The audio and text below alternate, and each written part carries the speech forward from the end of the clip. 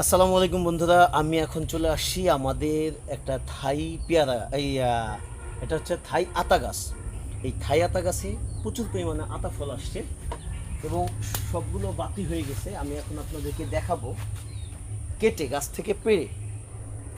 এটার মজাই আলাদা, আলাদা একটা ফিলিংস।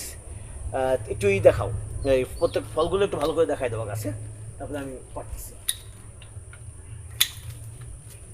সব ওকে।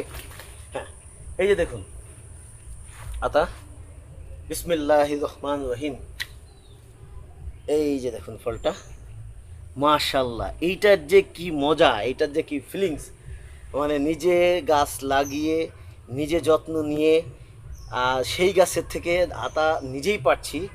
অনেক বড় বড়, এটা 250 থেকে 300 গ্রাম একটা আতা হবে। আর এর চেয়ে বড় আছে, প্রায় 400 থেকে 500 গ্রাম ওজনেরও আতা আছে। আমি সেগুলো দেখাচ্ছি। এই shit, ওই যে ওই আতাটা অনেক বড় ছিল এবং এর চেয়ে আরও বড় আছে, আমি দেখাচ্ছি আপনাদেরকে।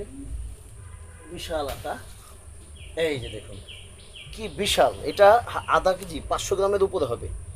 মাশাল্লাহ, অসাধারণ, অসাধারণ। ওকে।